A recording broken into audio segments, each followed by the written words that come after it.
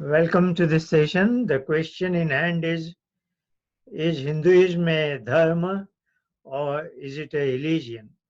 Not very easy to answer because if you really think hard from pure philosophical point of view, it is a dharma.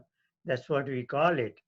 Satya Sanatan Vedic Dharma because there is no founder to this what we call Hinduism. It has been coming from time immemorial. So that way it is entitled to be dharma, but very commonly, a common Hindu thinks he is also following a religion, isn't it? So where is the actual line here? The common man thinks just like other religions, the other religions have a founder, have a so-called holy book, and there is a place of worship. So a common Hindu also thinks he is also following a religion. So let's probe slightly further, and that may be of interest to all concerned. So I like to take up with a slide that shows a kind of a puzzle pieces, isn't it? So let me give you the background, what it signifies. I imagine, uh, there has to be a philosophy or something that must explain all that we see in this world, is it not? So that's what scientists and philosophers are probing, exploring, but nobody has final answer, is it not? But imagine that there was a thought principle, if we may call it, that was our ancient times, the Hinduism. Actually, the word Hindu is very recent, you know. Let's call it, say, Sanatan Dharma or something like that. So that was a way to explain all that is seen in the world in a sensible, intelligent, rational, logical manner. So if there is somewhere such a thing, if we can imagine such a thought process, we can call it as unified theory. Today science is talking in terms of matter only, and there are certain things out of the scope of science, though it is a reality, like consciousness, or why am I in this world, what is the purpose of my life, where will I go from here. So modern science hesitates to give an sensible answer to many questions. Suppose there is a super science, let's call it a super science, then that super science is what we are after. So this puzzle signifies a super science, and if we had all the kayak pieces, theoretically, we should be able to put them together and say, yes, I know what that super science is. But actually, that is not the case, as we see in the present world. So let's look at it, what the present world is like. Yeah.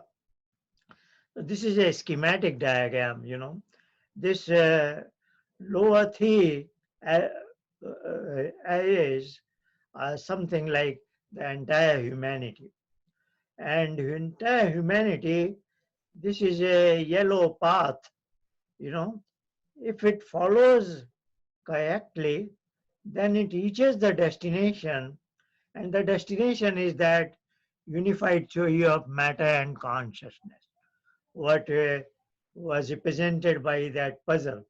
So, if everything goes correct, then we get all those, say, 100 pieces of the puzzle, and then we have to be slightly careful, smart, and once you have 100 pieces, theoretically you will be able to complete the picture, is it not?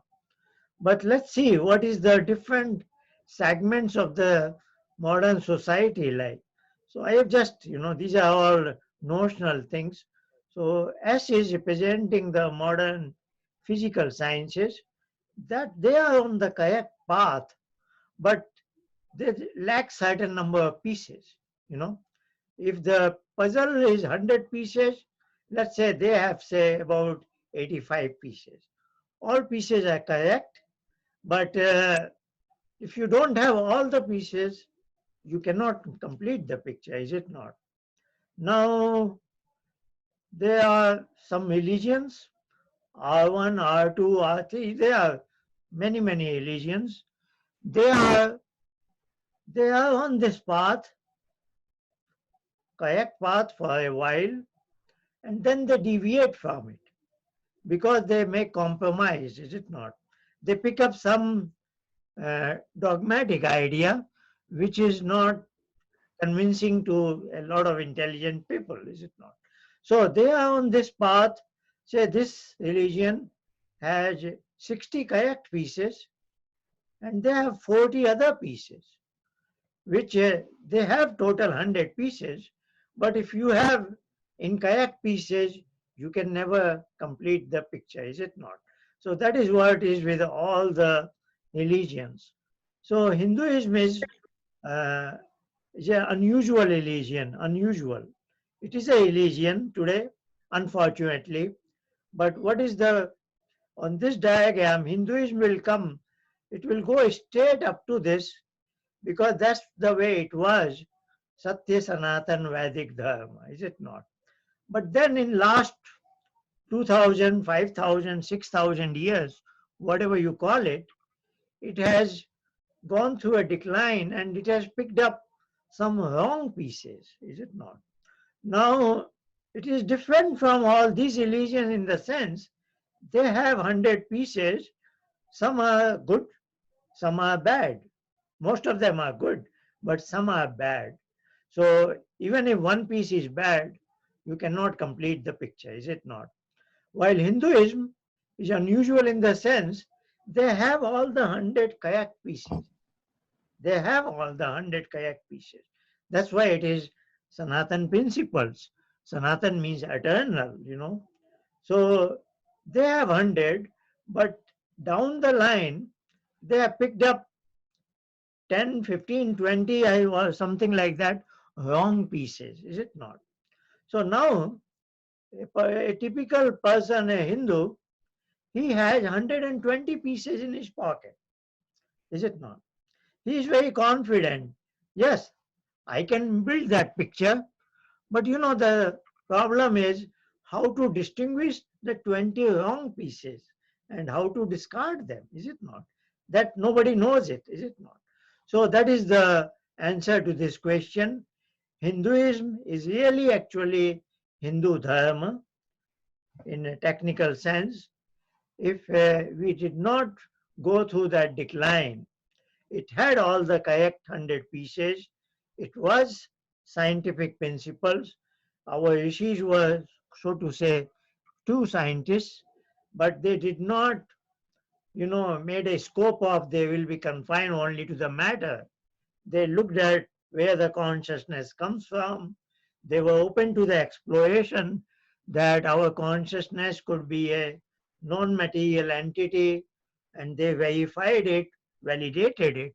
That's what meditation is all about.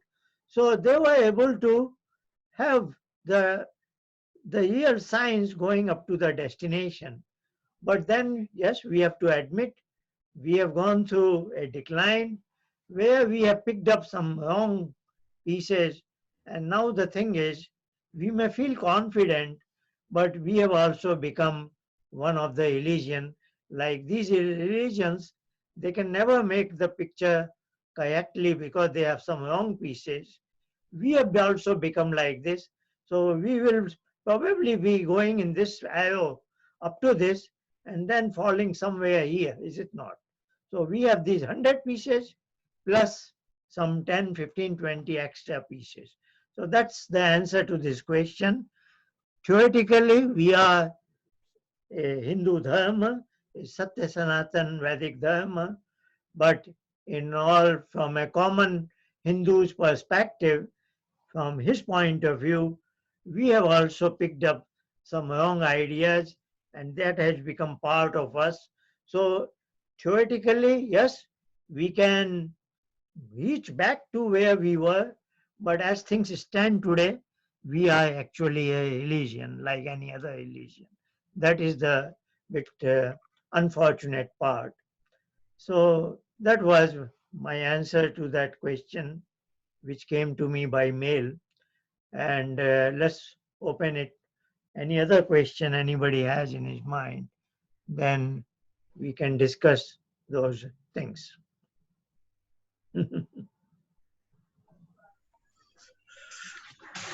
HarishChandra-ji, this people understand simple, this, you know, kind of things. But when it comes to Atma and Paramatma, seems like they don't understand and they don't want to know and they're not interested. Uh, you know, so, this, I have a family group, probably 35, 40 people. And when I post something general, then they like it.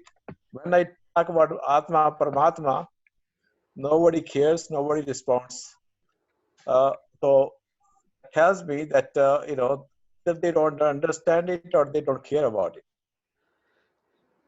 Yeah, that is very much true. It's a difficult concept, and I'm sure it will take time to build up, but it has to be there. Otherwise, uh, this life has to be the only life. But there are so many factors that make us believe that I had a life before this life, and many things indicate I will have another life after this death. So there is a, once we are convinced that birth and death is cyclic, then the things change totally, is it not? If birth and death is cyclic, and then upon my death, who am I left over? Because dead body will be disposed of by my friends, etc. But then me, whatever is that me, it traverses out of this body and then it comes back again. So once that, and people are beginning to realize, that this is not my only life. I was somewhere, I had another life. That's why there is so much of a diversity. Some people are born with so many talents, you know. There are so many things happening which point to the fact that uh, previously, before I was born, I existed.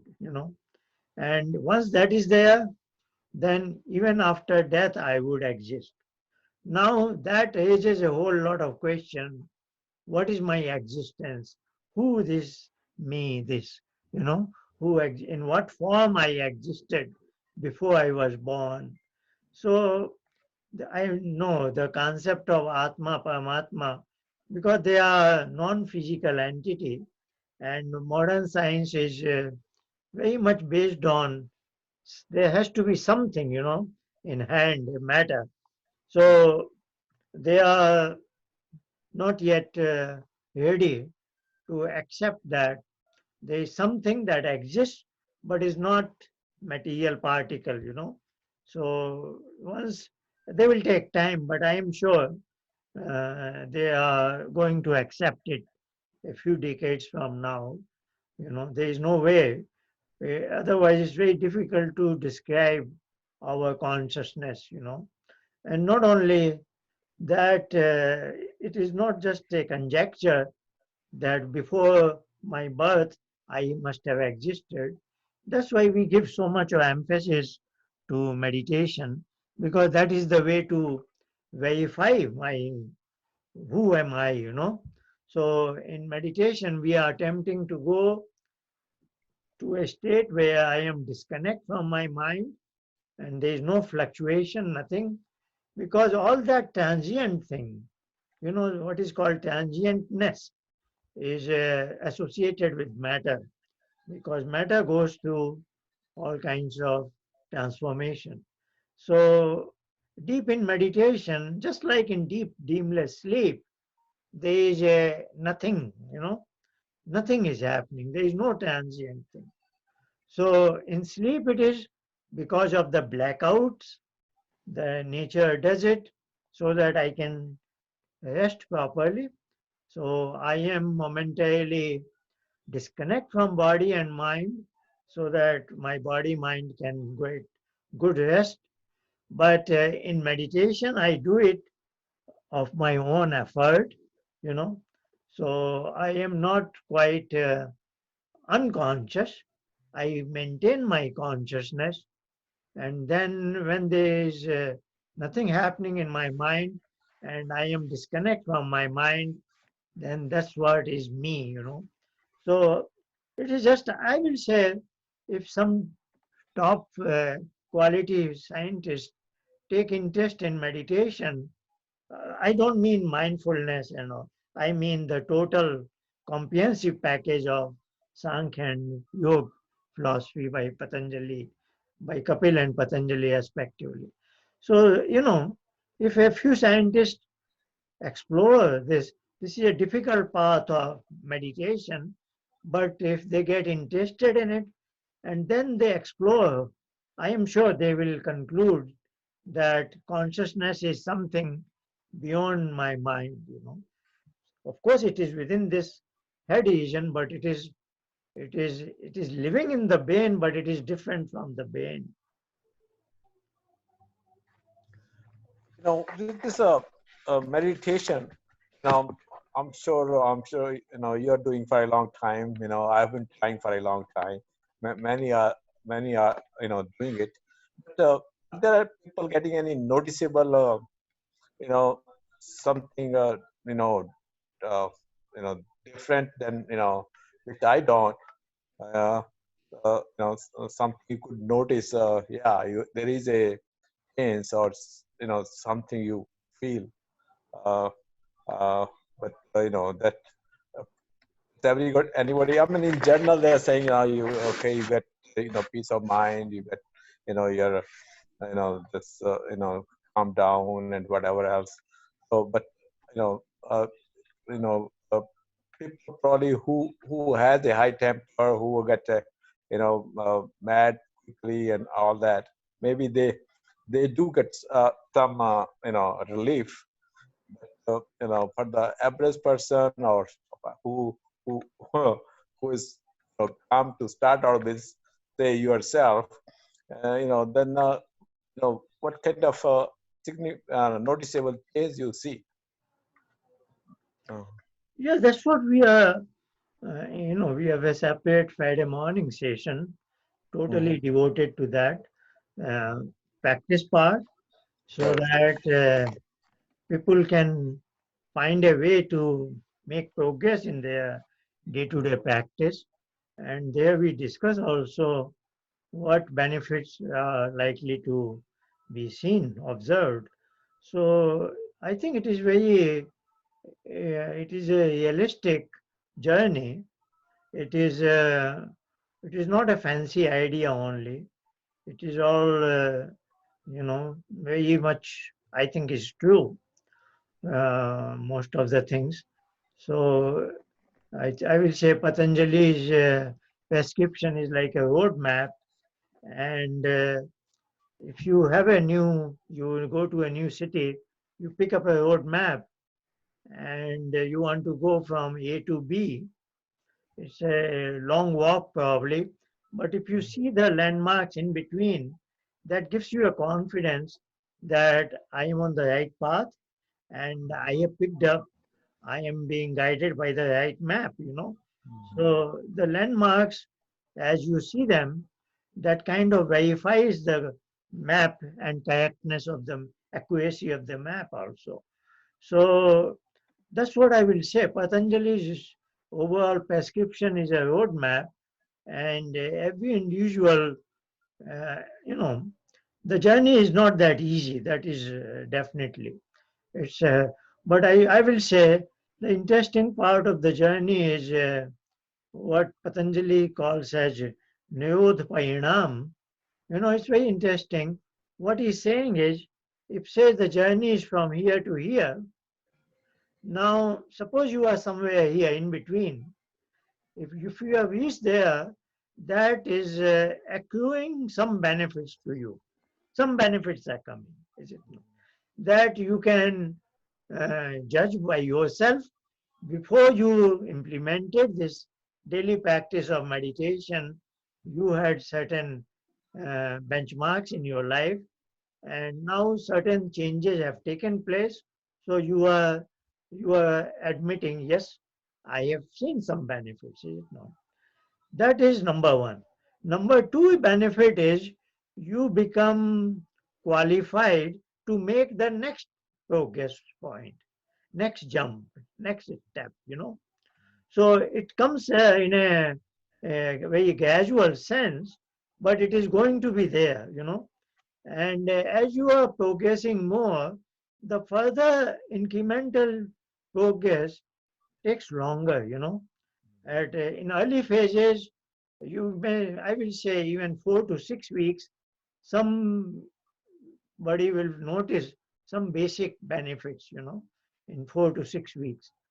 But when you are, say, at a higher level, then the next benefits may take several weeks, several months, or even a couple of years. I don't know. You know, so the graph is going, not a very high steep throughout. It is marginal. But wherever you are, if you get stuck at a point, no harm, because that is bringing your benefits to you, is it not? You know. So I personally say I have, yeah, I invest quite a bit of time on it, and Yes. I will say I get benefit much more than, you know, it's very wonderful thing, because otherwise I didn't know many things, I didn't get it. So it is a very wide range, and in that Friday morning session we are discussing. Mm. I have said right at the outset, I have a list of 130 benefits, and every 3 weeks I will be adding 10 list of 10. So I want to discuss all of that. I want to assure everybody that a significant part of that I have seen it in my personal life. So, and it's of course towards at the very last stages. That is, I am borrowing from the literature, as Patanjali is saying. But whatever is very plausible, I have seen it in my own life, so I can vouch for that. And I will say it was worth going through this journey. For me, it was very difficult because there is to follow the scheme of Kapil and Patanjali.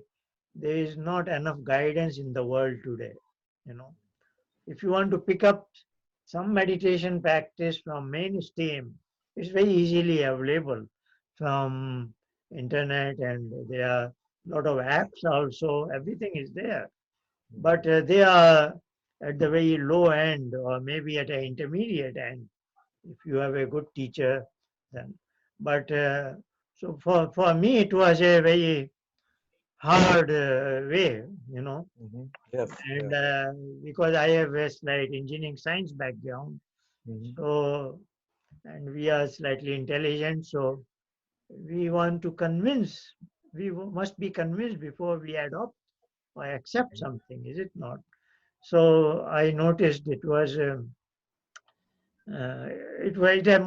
in my case journey was very, very slow, I will say, Mhm. because I had to carry along with me practice and theory both. And when it comes to theory, I will say it is a mess, total mess now. It is a total mess because just to give you an example, whole Yog Darshan is it begins with Yogas Chittavetti Niyodha. And I will tell you, out of 10 modern commentaries, 8 or 9 are silent about what Chit is.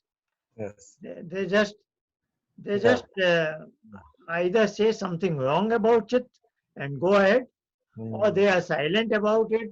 It's just Mm. like mind, and they just Yeah. make a long story about it.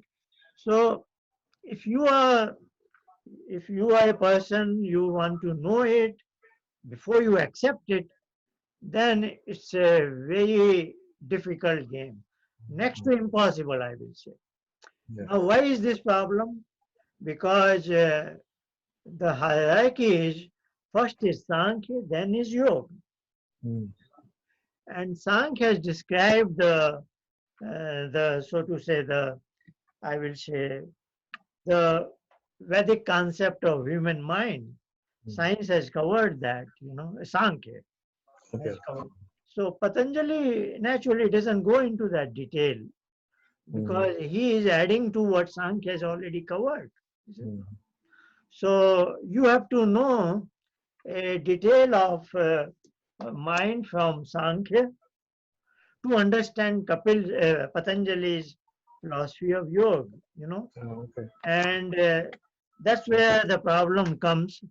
Sankhya, there is no correct, accurate development of Sankhya in modern times. I haven't seen a particular book that is doing justice to Sankhya. Okay. So I will say it is impossible, really. Mm. It is impossible today to do justice to Sankhya and to understand Patanjali Yoga. It is impossible. I'm using very strong word, but Yeah. I have no way. Well, for me, it has been a lifetime game. I have worked like anything. Yeah. The way I have worked, almost like I will say, in total darkness, no map, nothing. You have to walk, say, 10 kilometers, something like that, in a deep forest. If you Oh. imagine like that, because there is no guidance, Mm. it is a very difficult thing. But anyway, I am happy and I give credit to my meditation practice. That's Mm. what gave me the insights, which Okay. without which I could not have decoded. You have to Mm. decode because these are sutras.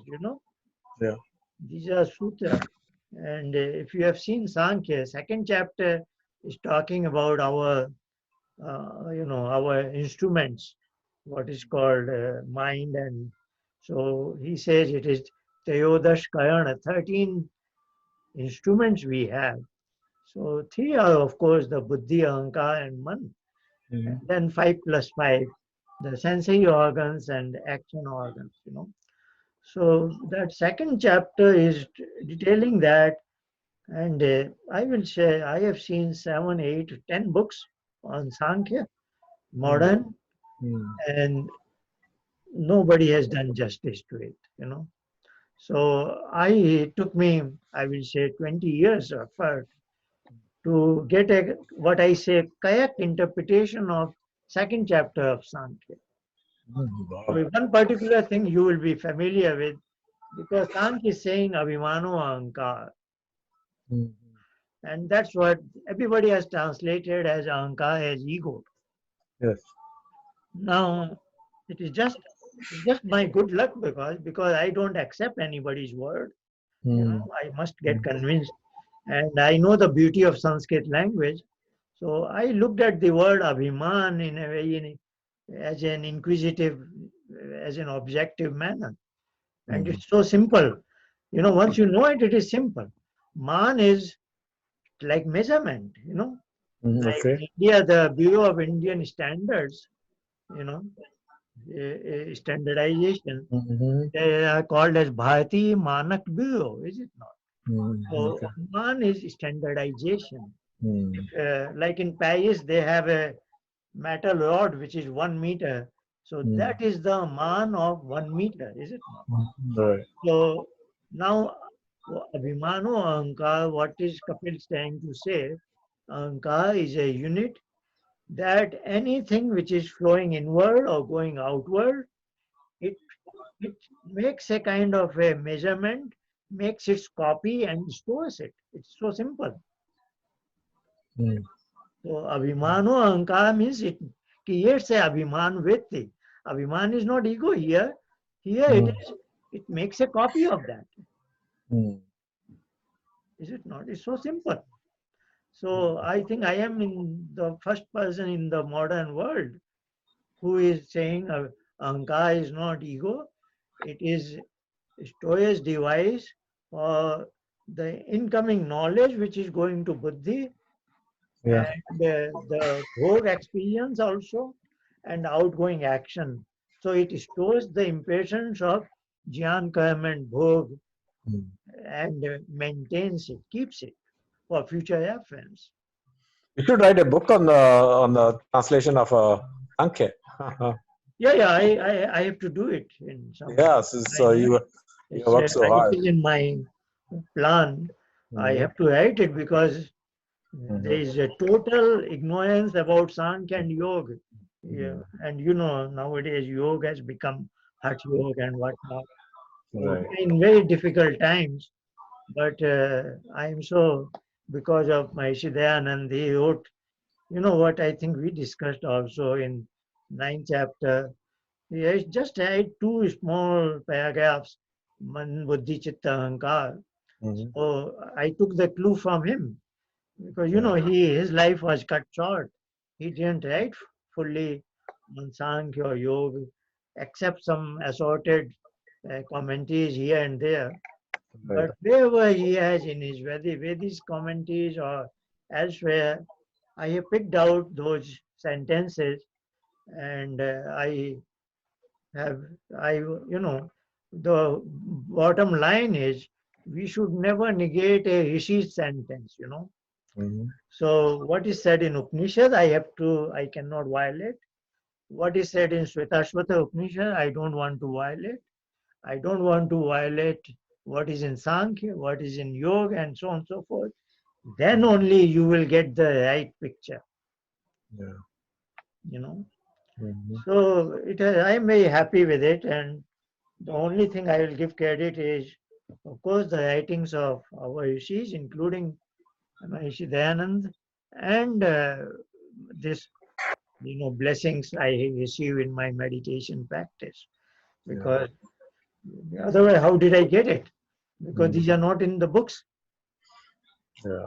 Just So, for pranayam, Maharishi used word to pull the mulendriya. Uh, what is that really means during pranayam? what is the? Uh, yeah, mulendriya. Uh-huh. Did you hear me? No, I haven't picked up the word of Yeah. related to pranayam you have said. During pranayam, external pranayam, Maharishi says, pull up the mulendriya. Mhm. Oh, Mulende. Yeah. That is our uh, renal system, the lowest part. So, Okay. he's saying to Mhm. breathe out, you as Mhm. if you pull up, right Yeah. from the bottom, Okay. so that you want to throw out the air which is in the bottomest part of your, you know, Okay. your respiratory system. Okay. You Mhm. want the diaphragm to, this diaphragm is like piston, so you want to go it to full length. Yeah. Okay. you know so it's Mhm. a cyclic thing. Mhm. So in breathe out, it is going up, that piston is going up. So you want it to begin its journey from the bottom point, go to the top. Otherwise, at this point when we are discussing, our diaphragm is just going very That's just yeah. very part Shallow. stroke. It's not Mhm. running for the full stroke. Mhm. The stroke length is full length, and it Uh, rarely does that. It is just here. When we are very relaxed, when you will be, say, in bed before bedtime, you will notice your breathing is slightly deeper. When we are very relaxed, the breathing becomes deeper. Then the diaphragm is going to a larger stroke. But when we sit for meditation, at that point, for a couple of minutes, we want it to go. So we influence it, That's why it becomes pranayam.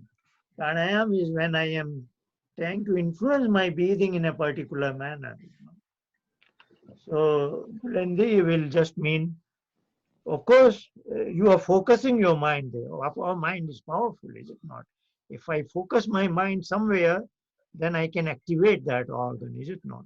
So I focus there and do a deep breathe out. So as if I am trying to make my diaphragm go, traverse the full length, from the bottom to the top. And then when I will breathe in, then also it will in reverse journey go to the full stroke. So the idea here is make the diaphragm go full stroke.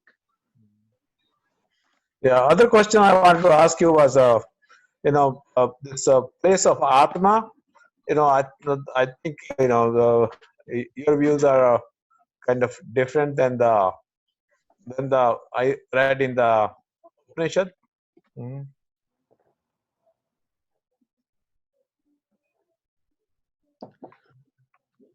A lot of confusion has arisen Mhm. because of, at this point, just in answer to the previous question, just I was upset because of the mind thing, all that Mhm. buddhi, ahankara, man, they have not been deciphered properly.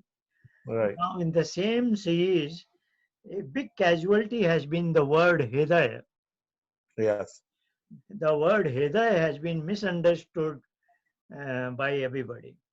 Now, let us be very clear in mind. Okay, there is a question here. I will look at it later. The term Hidayah, let's be very clear in mind. When it is in the context of Upasana, like in Upanishads Mhm. or in our Shad Darshan, all these books, this means Hidayah is a space. Hidayah is a space where Atma resides. Mhm. Hrideshe. Hmm? Mhm. Angushtamate. That's what Upanishad is saying. So that is they are saying is like thumb in a fist. So that is how it is somewhere here enveloped by the mind domain. So that location is called as Hidayah Desh. So that is Mhm. what is called Hidayah Granthi. Mhm. Granthi is the knot. So the Purush, the Atma, and the Buddhi have been tied together, is it not? So Hidaya Granthi is, of course, or Hidaya Akash. All these terms refer to a cave-like place here. No, naturally, all our sensory organs are converging here. This is our. We don't call our brain as mind, but the brain is a very solid compartment for my mind and soul to reside in. This is most protected place for us, is it not? Mhm. So this is where the our mind, what we call as mind, lives in a tiny space, and within that tiny space is called a vacuum, that is called hidayakash, and that's where I am residing. Mhm. Now this pumping heart is also called as Hidayah. This is Hidayah because of etymology of he, the, and ya. Because Sanskrit words are made in a different way. Mhm. Hidayah is a heart. English word heart is coming from hid. Hit. Hit becomes heart, is it not? Mhm. So heart basically is heart and soul. So this is my heart, where the soul is residing, is it not? Now, this is also called Hriday because here is Harana, the is, Dadati, to give, and here is Yayati, which moves on. So this is a different etymology. This is called Hriday because it acquires the blood from all parts of the body and then sends in again to all parts of the body. And in doing so, it has a motion, non-stop motion, that is reflected by ear. So depending on the context, whenever it is meditation or some sort of a adhyatma concept, Hridaya always means this place. This is not to be confused with this. This is But only in, Ayurveda, etc. This will be physiological Hridaya, which is what properly. the Swami says, दोनों के बीच में, उधर के ऊपर जो गड्ढा है, Very उसमें, good. Yes. हाँ, हाँ, That is in the context of, I have understood your question, because in Satyat Prakash, Maharishi Dayanand is writing about dharana, dhyana and samadhi. Then he's saying, focus your mind here between this. And then he's using the word Hridaya because this is this pumping heart area. Hridaya Desh, he means here. But here when he says, this is translation of Patanjali's statement of Desh Bandhas Chittasya Dharana. This is Patanjali's statement that as you go into inner yoga, dharana, dhyan, samadhi is antayang yoga, then you focus your mind at some location in your body frame. And then Vyas is giving the options that mastak, nasika, jivag, chin, kant, koop, and this also, the Hridaya. So Maharishi Dayanand is merely suggesting that particular point, that because of Deshbandh Chittasya Dharana. So he's suggesting, focus your mind here for the purpose of meditation. Yeah, no, And he, when you he do the particularly says, meditation, excuse me? yeah, he particularly says, to find a God, there is not a better place to find God than here, or to meet God. Let's interpret it properly, and that's the way we started the story, that meditation is only way to verify, validate Atma and Paramatma, is it not? That's what he's also saying. Now it is a question how to meditate, For meditate, we need a reference point, for dharana. So like I close my eyes, where do I place my mind, So like in my classes, I say, you place it here. Right. Somebody says here, there is no difference. It is just that personal choice. Maharishi Dayanand is suggesting here, because he was probably conversant with that. Now, when he says, focus your mind here, and then you will find Paramatma, that he doesn't mean that Paramatma is here. Paramatma is everywhere. So what he's saying is, deep in meditation, when you are now, you are not here at that point of time. This is your starting journey for dharana. Once you are deep in meditation, you are wherever your mind actually is, not notionally where you are focused. One is you can focus here, all these are locations, but your mind physically is at one place, which is of course here. But then deep in meditation, you are disconnect from your mind. You are where you are. And there you see your own self and you see Paramatma. So what he's saying is merely that if this is your way to start your dharana and dhyan, and then in the end of the journey is you will see him. It doesn't mean you will see him in this physical location. But he says that, this place पे धारणा की जाए, this जो ये शब्द है, ध्यान और समाधि उसी के ऊपर होनी चाहिए, कुछ ऐसा भी है. इस देश में धारणा की जाए, उसी देश में ध्यान, और उसी देश में समाधि की जाए. ठीक है. This is what I am saying is, or I will read out, say, from his Rigvedadi Bhashya Bhumika. Rigvedadi Bhashya Bhumika, he is saying that, let me say that.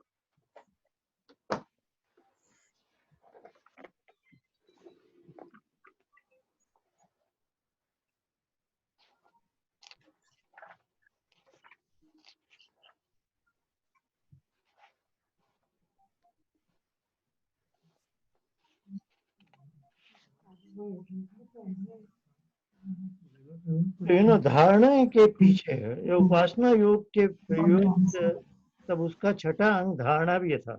धारणा उसको कहते हैं, दिस इज ऋग्वेद भाष्य भूमिका उपासना विषय। In my particular, it is page number 208, but I am not, it is towards the end of, it is a big chapter on Upasana Vishay.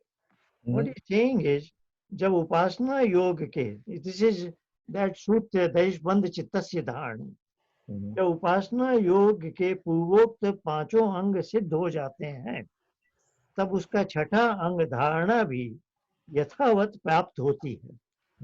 धारणा उसको कहते हैं कि मन को चंचलता से छुड़ा के नाभि, हृदय, मस्तक, नासिका और जीभ के अग्रभाग आदि देशों में स्थिर करके वहां स्थिर करना है। फिर ओंकार का जप और उसका अर्थ जो परमेश्वर है उसका विचार। दिस इज धारणा। धारणा के पीछे उसी देश में ध्यान करना जो आपने चुना है ना, नंबर ऑफ ऑप्शंस, उसी देश में ध्यान करने और आश्रय लेने के योग्य जो अंतर्यामी व्यापक परमेश्वर है, उसके प्रकाश और आनंद में अत्यंत विचार और प्रेम भक्ति के साथ इस प्रकार प्रवेश करना कि जैसे समुद्र के बीच में नदी प्रवेश करे। उस समय ईश्वर को छोड़ किसी अन्य पदार्थ का स्मरण नहीं करना। So this is what we don't talk like this. We say no thought should come. That's what in Dhyan I am saying. It should be mental recitation of Om and no thought should come, So this is how I am interpreting it to teach my students, Right, of course, and, rather than giving many options, I am giving them, suggesting them this part, which is included in his prescription, is it? Right. उस समय ईश्वर को किंतु उसी अंतर्यामी के स्वरूप और ज्ञान में मग्न हो। Now here, because there are multiple locations, but the end statement is same, is it not? But in Satyaspraka there is only one location, so that causes confusion. Because this physical location is not the location. Actually, what is happening to you in meditation is out of space and time. The end journey of उसी देश में दिखा है ना। You might have started your journey here, whatever it is, but once you are disconnect from mind, you are nowhere, is it not? And in Samadhi, he will say that ध्यान और समाधि में इतना ही भेद है कि ध्यान में तो ध्यान करने वाला जिस मन से जिस चीज का ध्यान करता है, ये तीनों विद्यमान रहते हैं, परंतु समाधि में केवल परमेश्वर ही के आनंद स्वरूप ज्ञान में आत्मा मग्न हो जाता है। So, what I am trying to say, what is mentioned in Satyas Prakash is actually an option, but this is option begins with physical space, but towards the end it is beyond space and time. That should not be confused, So many people have told me, a number of people have told me that this statement which you just now mentioned, this is the meaning is that Atma lives here, because that should not be interpreted as that. There is a question here, maybe I should read it. Yes. We have last few minutes.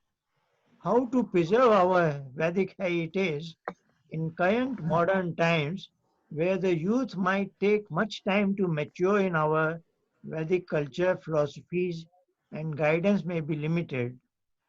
Thank you.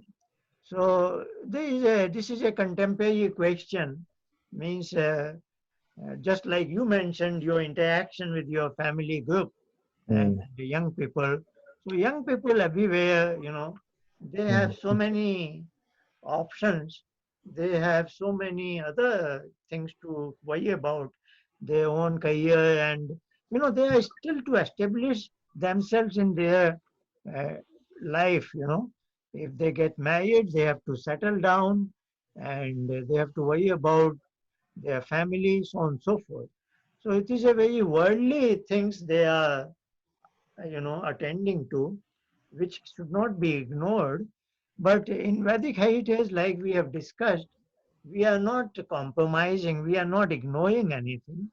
We are keeping a big picture always in our mind so that we don't take a wrong decision at this point. We don't make a wrong compromise, you know, for a quick gain, so to say, quick material gain, you know. So we want to maintain that, yes, I want to progress in a material sense, but without compromising on my moral and uh, land of the law of the land and those aspects, you know. I want to lead an honest, hardworking life, and maybe then I earn less, but somehow I manage my affairs even even in less uh, without without being in competition with others on material aspects of life, you know. So we have discussed previously happiness and many other things. And I have a question, mail-in question like I had today on this sense of happiness, but that is somehow in my Friday morning session. But if you look at the recording, then next Friday I will be, my first question will be on that. You know, this whole thing of, because the bottom line for anybody, for a child or adult or anybody, is to be happy, you know. Happy, everybody wants to be Yeah. happy. And even in our, when we talk about meditation, etc., we want to be happy, you know, derive some sort of a happiness which is of a Mm. lasting nature. And otherwise, you know, somehow pain strikes you, and that can spoil all your carefully made plans, you know, like this current pandemic thing. You know, nobody had planned it 3 months, 4 months ago, and it has just put the whole world upside down.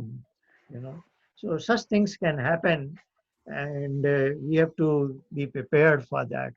So I will take it up Friday morning first thing in my 10 o'clock session. If you cannot attend that, sure, a couple of days later, the recording will be uploaded, then you can see it. Because one lady has sent me a question, you know, this happiness thing. She's a young mother, and I'm sure she wants a practical answer. So I will take it up next week in that manner. And I am sure if we can convince our youth that there is a way to lead a life where you maintain the Vedic heritage and legacy and still not fall behind others, you know, then I think that is a good strategy, is it not? If you can do well in your worldly affairs, in your business or in your job, etc., and earn your livelihood, and also you have that inner sense of happiness. So we will be discussing that inner sense of happiness, and I will use the statements from Patanjali only. So though it is a very difficult ball game, because Patanjali at one time we have discussed here in this forum that he, or maybe in my Friday discussion, that to treat uh, Sukh also as Sukh is avidya actually, you know. So from Patanjali's point of view, even to talk in terms of Sukh and Dukh is language of an ignorant. So we have to be very careful. And what are we learning from? So we will say that finally the stage is, so in brief the answer here is, you know, I want to be a contented person. So his statement is santoshad anuttama sukh lava, you know. So other than going towards sukh, we want to go towards santosh, you know. So if I train my mind to become contented in any given situations, then you know I am beyond sukh and dukh, you know, and now I am really unaffected by day-to-day fluctuations, you know. So, and that's what meditation does, you know. By in meditation practice brings you to a point where you are not affected by marginal quick fluctuations. you have higher resilience, So you let the things happen and observe from a distance and maintain your balance. And that is what is your sense of contentment. So if you are a contented person, there is no happiness better than that, you know. But then after Santosh is tapa, so he's not saying once you have contentment, you just become static. He is asking for tapa, continuous effort to make progress in whatever is the purpose of your life. We should have very ambitious, high purpose in life. Like I say, I have learned something in Sankhya and Yoga, and I want to pass it on, spread it to others. So, if you have such a high purpose, then you will not be lazy. You will always be working hard. But if you are also contented, you are not unhappy. So, being contented and exercising the tap, they go hand in hand. So don't take it as being contented is a escapism. I am contented, I am just lying lazy, doing nothing. No, that is not what Patanjali is saying. So he is saying Soch, Santosh, and then Tapa. So I think the Vedic strategy is very practical and is holistic, and it can deliver solutions for everybody in the world. It has to be understood and appreciated, and I think it affects everybody's day-to-day life in a very positive manner.